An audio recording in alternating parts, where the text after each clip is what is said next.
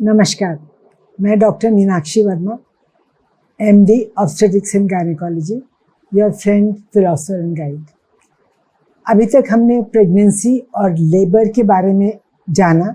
अब हम डिलीवरी के बाद क्या प्रॉब्लम्स आ सकती हैं इसके बारे में कुछ जानेंगे।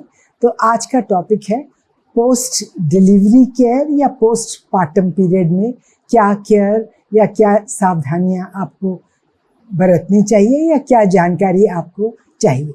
सबसे पहले हम जानेंगे कि पोस्टपार्टम पीरियड या पोस्ट डिलीवरी पीरियड है क्या। ये पीरियड डिलीवरी से लेकर 6 हफ्ते तक का जो टाइम है उसको हम पोस्टपार्टम पीरियड या पुर्पेरियम कहते हैं। और इस पीरियड में जो महिला है जिसको कि जो भी चेंजेस प्रेगनेंसी में हुए हैं, उनके फिजिकल चेंजेस जो होते हैं वो धीरे धीरे वापस अपनी नॉर्मल स्टेज में आ जाते हैं। चाहे वो साइकोलॉजिकल प्रॉब्लम्स हो, चाहे वो अपनी उनकी फिजिकल प्रॉब्लम्स हो, हार्मोनल चेंजेस हो, वो सारी चीज़ें धीरे धीरे करके अपने नॉर्मल स्थिति में आ जाती हैं। और ये पूरा टाइम जो है करीब करीब 6 हफ्ते का रहता है। ये पीरियड बहुत इम्पॉर्टेंट है।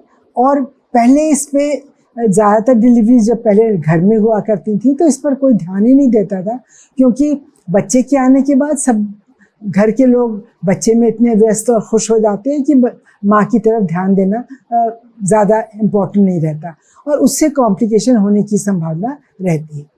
कुछ कॉमन समस्याएं हैं जो कि प्रेगनेंसी के डिलीवरी के बाद रहती हैं, जैसे कि इमीडिएटली उसके बाद 1-2 दिन तक बहुत थकावट रहना, क्योंकि बहुत लेबर पेन्स में बहुत थकावट हो जाती है।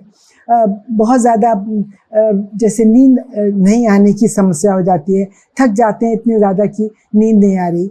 आपकी जो मसूड़े हैं उनमें स्वेलिंग आती है या दांतों में बड़ी सेंसिटिविटी हो जाती है। सबसे ज़्यादा चेंजेस आते हैं ब्रेस्ट में।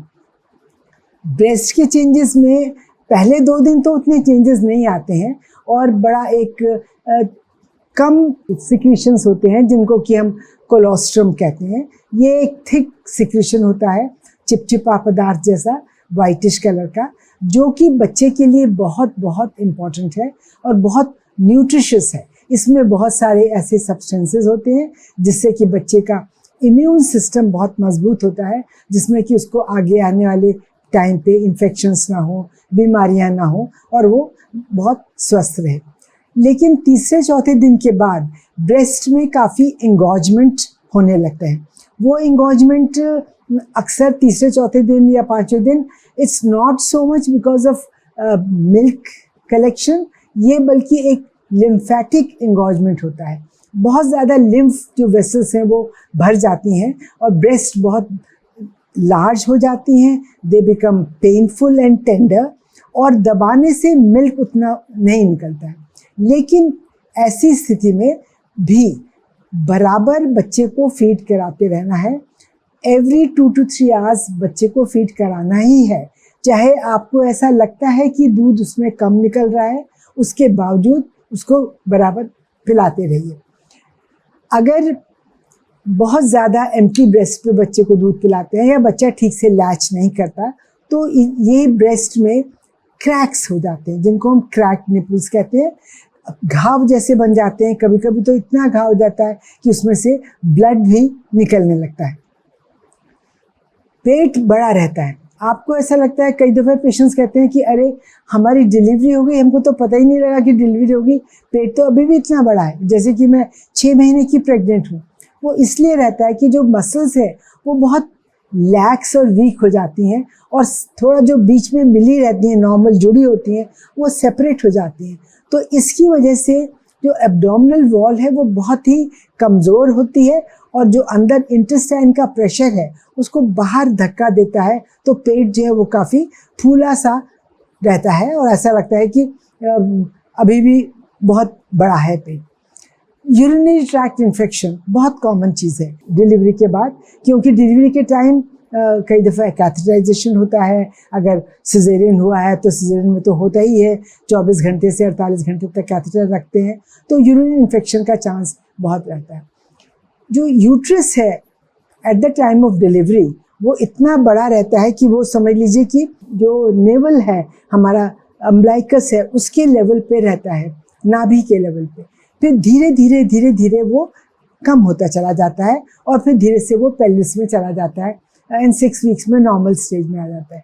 शुरू में जब ये वापस अपनी कंडीशन में जाता है तो ये कॉन्ट्रैक्ट करता है, जिसको हम रिट्रैक्शन कहते हैं, और इसकी वजह से पेन होता है। These pains are called after pains. और जब आप दूध पिलाते हैं बच्चे को तो ऑक्सीटोसिन हार्मोन रिलीज होता है, उसकी वजह से ये और भी ज़्यादा एक जिसको कहते हैं कि पेन बढ़ जाता है। फर्स्ट डिलीवरी में सरप्राइजिंगली ये इतना नहीं होगा, लेकिन जैसे जैसे नंबर ऑफ डिलीवरी बढ़ता जाता है उतना ही ज़्यादा ये पेन भी है वो बढ़ता जाता है। जिन महिलाओं की सिजेरियन से डिलीवरी होती है उनका शुरू के 1 हफ्ते में थोड़ा जो सिजेरियन स्कार वाला जो जगह है वो थोड़ी पेनफुल रहती है, हाथ से छूने में भी टेंडर रहती है, तो उसमें उठने बैठने में थोड़ी तकलीफ होना ये सब नॉर्मल चीज़ है। वजाइना में भी काफ़ी चेंजेस आते हैं, वो बहुत बिकॉज ऑफ डिलीवरी वो सारी एकदम एंगॉज्ड हो जाती है, पेनफुल हो जाती है, स्वेलिंग रहती है उसमें। 2-3 दिन में वो धीरे धीरे अपने आप नॉर्मल स्टेज में आ जाती है। डिलीवरी के बाद ब्लीडिंग होती है कुछ समय तक और इसको हम लोकिया कहते हैं, और ये शुरू के 2-3 हफ्तों में जो है ये बहुत ज़्यादा रहती है और धीरे धीरे वो कम होती जाती है एंड 3 वीक्स के बाद नॉर्मली सिर्फ वाइट डिस्चार्ज रहता है। किसी महिला को 6 से 8 हफ्ते लगते हैं ब्लीडिंग कंप्लीट होने में, पर उस चीज़ को हम इसको नॉर्मल मानते हैं, उसमें कोई ऐसी बड़ी चीज़ नहीं। फिर है एपिजियोटमी, जहाँ से जब बच्चे को डिलीवरी कराते हैं तो एक कट लगाते हैं नीचे, जिसकी बाद में इसको स्टिचेस लगाते हैं। उस स्टिच की देखभाल भी बहुत आवश्यक है और उसमें थोड़ा पेन भी कुछ समय तक रहता है, स्वेलिंग भी रहती है। उसके लिए हम लोग कुछ एंटीबायोटिक्स भी देते हैं और कुछ पेन किलर्स देते हैं जिससे कि आपका उसमें पेन उस एरिया में ना रहे। और कुछ बातें जो है पोस्टपार्टम पीरियड में है, जैसे कि पोस्टपार्टम डिप्रेशन है। 4-5वें दिन अक्सर महिलाएं बड़ा डिप्रेस सा फील करती हैं, जिसको कि हम पोस्टपार्टम ब्लूज़ कहते हैं। अधिकतर महिलाओं में ये डिप्रेशन बहुत थोड़ा होता है, टेम्परेरी होता है और 2-4 दिन में वो नॉर्मलाइज हो जाता है। लेकिन कभी कभी किसी महिला में जो ख़ास तौर पे प्रीडिस्पोज्ड हो इस चीज़ के लिए, उनमें ये चीज़ डिप्रेशन बहुत बढ़ सकता है और ऐसे केसेस में फिर हमें साइकियाट्रिस्ट की हेल्प लेनी पड़ सकती है। लैक्टेशनल एमेनोरिया एक और चीज़ है, जैसे कि जब भी हमारे डिलीवरी होती है, डिलीवरी के बाद बच्चे को जब दूध पिलाते हैं तो शुरू के कुछ समय ख़ास तौर पे 3 महीने तक तो अगर आप अच्छी तरह दूध पिला रहे हैं तो पीरियड्स आते ही नहीं हैं। करीब अगर 6 महीने तक भी आपने अच्छा कंप्लीट ब्रेस्ट फीड कराया तो पीरियड्स नहीं आते हैं। कुछ महिलाओं को दूध पिलाने के बावजूद समय समय पे रेगुलर पीरियड आते रहते हैं, कुछ को 1 साल 2 साल तक भी पीरियड नहीं आते हैं, तो ये बड़ा इरेगुलर रहता है। लेकिन इस पीरियड में आपको बहुत सावधान रहना है। ऐसा नहीं समझना है कि इस पीरियड में आपको प्रेगनेंसी नहीं हो सकती क्योंकि पीरियड्स नहीं आ रहे हैं। तो ऑल थ्रू दिस आपको बराबर प्रिकॉशंस लेने हैं।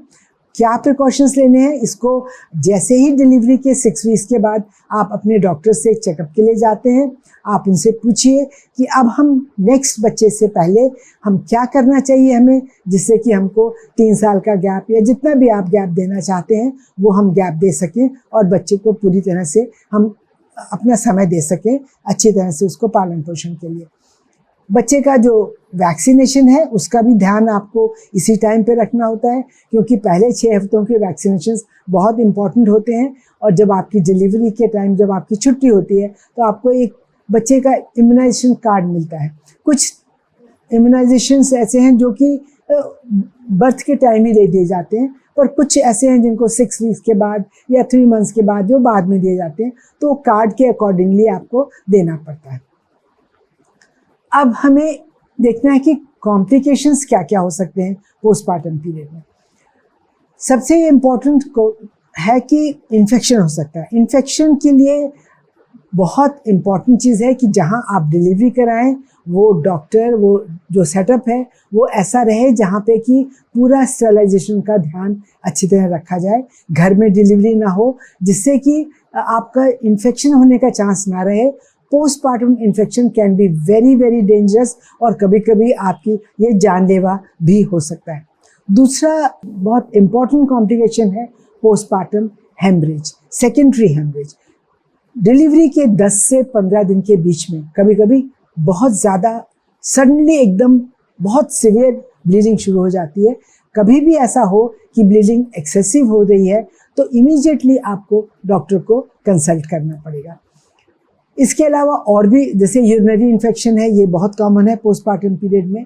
एक और बड़ा ग्रेव कॉम्प्लिकेशन है जिसको हम डीप वेन थ्रोम्बोसिस कहते हैं।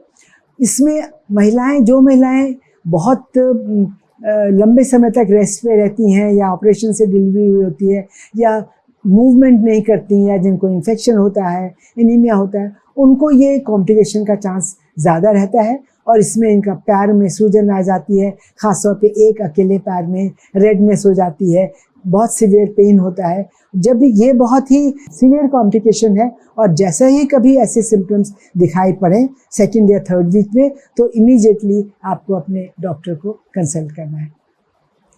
पोस्टपार्टम पीरियड को बहुत लाइटली नहीं लेना है, एक्सरसाइजेस करनी है लेकिन इमीडिएटली नहीं। जब आपकी एपिजोटमी जो नीचे के स्टिचेस हैं वो हील हो जाएं तो फिर नीचे की आप जो पेरिनियल मसल एक्सरसाइजेस हैं वो स्टार्ट कर सकते हैं, उनको स्टार्ट करें और जब वो स्टिचेस ठीक हो जाएं फिर आप साधारण तौर पे जो एक्सरसाइजेस करते हैं वो सब कर सकते हैं।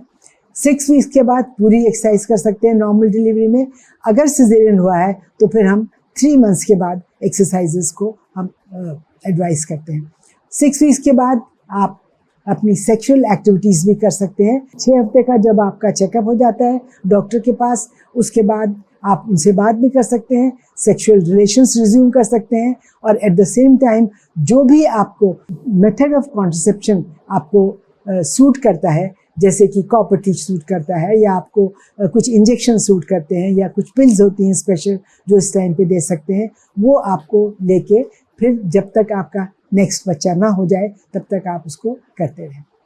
मुझे उम्मीद है आपको ये इन्फॉर्मेशन अच्छी लगी होगी। अगले हफ्ते फिर भी लेंगे, तब तक के लिए नमस्कार।